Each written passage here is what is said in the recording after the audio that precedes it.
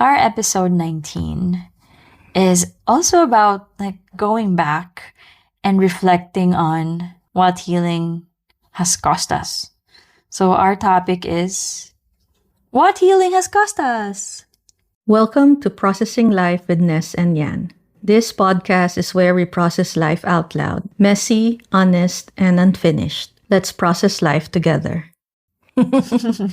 And yung topic is like hindi lang financial cost or your investment, but basically, Well, since about relationships din naman to and about, our growth. Yeah. Marami. so how do you wanna? One, ang nakikita ko kasi palagi siya as healing has symptoms, and one of the symptoms of healing is you lose friends na, di ba, napag-usapan din natin in another episode.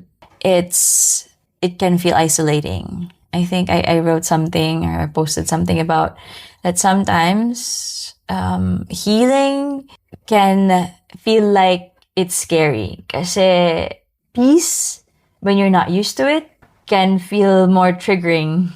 Like, what is this? Normal ba for me to feel peace?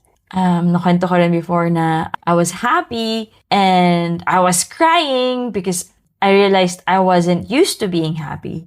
That I had to teach myself how to be able to contain happiness and not feel like, do I deserve this? Is there another, bad thing that's coming? Kasi hindi ka used to it. You're used to lahat ng nangyayari sa'yo may kapalit. May susunod na something not good. Like may opposite lang. Yeah. And hindi ba pwedeng you just, sit with that? So, one of the costs talaga is a complete change of your identity. And that hurts. Yeah. I think sa akin, may point na I felt I was the black sheep for the healing that I'm doing, the growth pains. Yeah. And I had to be or feel yung pinaka-bottom pit ko bago ko na iangat yung sarili ko or na ihaahon yung sarili ko sa depression, sa questioning everything, sama ng loob, sa lahat ng resentment. And that cost a lot, like emotionally, physically, mentally, financially, spiritually, questioning everything, every decision that I made, that we made, has a cost tied to it. And Yes. Pero again, I would not have changed any of it. I would still probably go through this healing journey. As we always say, it's a journey and it's continuous. It's literally life-changing. It's transformational work. It's not a one-time thing. And seeking help and support from others is one of the biggest investments siguro. Yeah. I mean, we really invested. Hindi natin alam how we were able to afford it at that time. Pero when we actually spent thousands of dollars na akala natin was for our business, but was actually for our personal healing, it actually may return of investment. Kasi, diba, tama ka, it was like an impossible way na makakuha tayo ng coach, be able to afford coaching na hindi local talagang agad pero it gave us a different perspective. Yeah. It gave us a lot of feeling na we are seen, we are heard. Na I don't think anyone local or anyone in our circle then would have pointed us to the right direction or felt na aligned tayo with them. Yeah. I think the coaching, mas napabilis. I think the process became faster for us because then we were heavily invested. Mm-mm. You know? Literal. Literally. So sabi natin, no, we're gonna make the most of this. Yeah, and we were really all in. Like, ako, ang ano ko talaga dyan is, I'm always like open, like empty vessel. Just open to whatever. Because invested ka na. Ready ka rin. Alam mong ready ka. Although, hindi mo alam kung ano mangyayari. There's so many unknowns. And then, vulnerable ka. But then, you see all these women and who has a great You know? life, you know? akala mo, dahil magkakaiba kayo ng lugar na pinanggalingan, pinag-aralan, ng salita, akala mo, wala kayong kaparehas na trauma, pain, and pero hindi eh. I think that's the gift of that. Yes. Like you really find a community. That's really what's missing then in our healing journey. Having a real community. Because when we were a community, even though it was just online, we could see their problems mirror ours. And our problems were also theirs. It didn't matter that we were from different continents. We were still women having the same issues. And that really gives you perspective and also made us very grateful Yes. for everything. But yeah, malaki din yung cost kasi there is a big chance that people will not understand you. Yeah.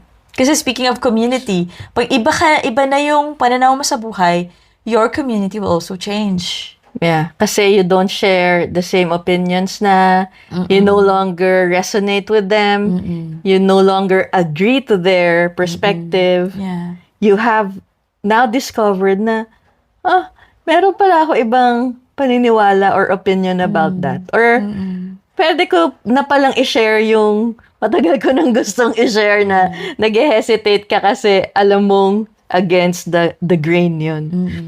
Laki ng cost din ng time. I mean, for me, my healing required me to have a lot of alone time, which meant na I had to pause a lot and not do so much. Like, there's a part of you na you want to accomplish things, but my body has been exhausted for 40 years. So I had to make up time for that. And I spent a lot of time just in my room, reading, not doing anything, but at the same time dealing with the guilt of not doing anything. And that also affected our relationship, right? Like, okay, the dynamics, we have to rearrange this. What are we gonna do? I mean, it even prompted us to move. That's part of our healing, right?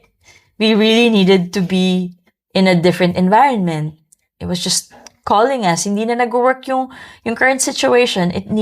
Something had to change. And I think big cost din yung change in your environment. And for us, the environment meant the place where we live. Like, yun yung lagi mong inuuwian eh. Doon ka madalas. So, Familiar. So, palayo tayo sa familiar. yeah, and all of your close friends, your family, yung circle mo, nandun sa environment na yun. But something has to change. And so, that's a big cost for us in this healing journey. Another big cost for us was because nagbabago na yung mindset natin, we also shifted in our work, how we did business and how we worked. We really decreased our time with work. Binawasan natin. Yeah, we now work intentionally. We work smarter. I should say smarter because we no longer resonate with the hustle culture. I guess, even dun sa line of business na inumpisahan natin, pati yun, ninish down natin. We had to do so many iterations. And we had to find our voice in this big world of marketing and stuff na parang, ano yung ginagawa nyo? Opposite sa ginagawa ng mga iba. And so that also cost us in a way because it's a really different transition. We had to deal with the fear of failure and the feeling of failing. We felt like we're failing because we're changing a big pattern. We're going against the grain. So it does feel like it's Yeah, and it doesn't appear like how it's working with others. So, mako-compare mo siya. And I guess another cause to that is iwan mo talaga yung old self mo, yung identity mo and all the things that you thought you believed in or you thought you feel strongly about or you thought that's the only way. For me, that's a big struggle. Which one? Yung gawin yung opposite. Kasi coming from corporate, from being surrounded by startup people or people who does freelancing and side business and gigs, they all do the same patterns. They all approach life the same way. And then now parang tayo gagawa ng panibagong way. Paving a new way is hard. Yeah. We're taking the road less traveled. Yun Yes. yan. Yes, it's really the fork down the road and we chose the path na wala pang masyadong gumawa. But it also gave us a lot of things in return. It gave us peace of mind. For me, changing environment meant I had better health. Like, one good example nung lumipat tayo ng Tagaytay, hindi na nag-act up masyado yung rhinitis ko. Right. Nag-act up na lang siya kapag may nakakairitang tao. Yun talaga, hindi ko napipigilan. Pag may nakakairitang tao, nangangati talaga yung ilong ko. I had to grab yung pangsinghot ko to, Alam mo pang invisible cost ng healing? Do you know how much we cried already? Oh, yeah. Yung shedding. I think nakabuo na tayo ng yung malaking water tank. At ilang asin ang binabara natin. Yeah. You know, Yeah. crying, sleepless nights. Yes.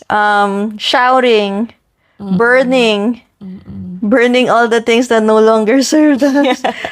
Ano pang cause? Sandamakmak na incense. True, at sage. Incense, sage, yung amoy uso ka kahit di ka naman naninigarilyo. Yun yung perfume natin yung sage. Oo, yung tipong, Clearing. saan ka galing? Yeah. Naalala ko lang kasi I remember how I cried. Talagang, sa totoo lang, masakit. Like, it's deeply, physically painful for me. And physically draining. Physically draining. Naalala mo nung every coaching session natin, we would be so hungry after. Yeah. Na kailangan natin mag-debrief over a meal. Yeah. What just happened? Yeah. Grabe din, no? It's like, you have to, a crab changing its shell. Talagang hinubad mo yung buong shell and so you're so vulnerable. Wala ka pang, magpo-form ka ng new shell. And yung in-between na yun, while you're still forming a new shell, it's so hard. Yeah, and it feels iwi yung transition na yun. Pero you feel way lighter. You have more mind space. You also have more heart space. Yeah. Doon mo na lang makikita na, okay, every time, kasi we're still growing our new skin. Alam mo, hindi pa siya end. We're still healing. There's still things that we're still working out. Pero alam mo na magiging worth it din tong iyak ko na to. Oh, lahat ng pasakit na to, temporary lang to. Temporary lang to. Because we've been to the other side and we know, it's a better place to be at. But that also doesn't stop. You're in a new place. And then another thing. Another one. Yeah. And the growth continues. Yes. So, I think it's also good to expect that. I feel like, it's not na nasasanay ka lang. It's just that, it's for your own good. You know that what's happening is happening for you, not to you. Parang minomold ka. And sometimes, I call it purification. You're being burned until, like how a coal turns into diamond. Grabing pasakit ang kailangan niyang pagdaanan. Even gold and silver to mold into something else, you have to really melt it Change ka ng you change Parang yung how you matter. manipulate the glass, di ba? Yeah. Paano siya naging ganung piece of Yeah. art, yung glass work. Yeah. You go through fire. You go through maraming pagpopokpok. Oo. You go through intense heat and then intense cold. Yeah. And then, ilang beses mong pupukpukin, imo-mold to shape ulit. it, Pag yeah. mali, balik ka na naman sa fire. And then, ganun na naman. Ganun nga. And so, yes. Yun yung cost nun. And just have to be patient with the process. It's a process. Yeah. Healing is not the destination. I was thinking of this the other day. Healing is not a destination. It's a process. Yeah. And the process matters a lot more than the goal or the destination. Agree. Kaya we just try to enjoy it. The process, even if it's not... Yeah, yun yung iniisip ko. Like, enjoy mo na lang. Like, you may not always like the feeling, but you know, It's not a picnic. you know you'll be better off. Long term. You're changing something long term. Hindi to temporary fix. Yeah, it's not an instant fix. And to add to that, I started, not consciously, but alam ko I have to be patient with my healing journey because I would always remember my grandfather at 92 or 93 years old still crying from a childhood trauma. When he was 9 months old, you know? So, sabi ko, no, if it takes, this long and it's this painful, okay lang. But I don't want to reach that age. 60, still crying over something that happened when I was 5 years old. I feel now nasa teenage na ako. Hinihil ko na yung teen years ko. So, I'm growing. You'll get there. I'll get there. I'll cheer you on. Yeah, we'll get there. We'll get there. We will all get Yes. there. Healing has a cost. So don't lose hope. Yeah, we'll get there. We'll get there. Kaya mo yan. Okay. So feel free to comment, and we would love to hear Yeah, what was the cost for you in your healing journey? what does it look like for you. And yeah, do you share any of our insights and yung mga pinagdaanan namin? We're happy to read any of your feedback and comments. So thank you for listening. Thank you. Till our next episode.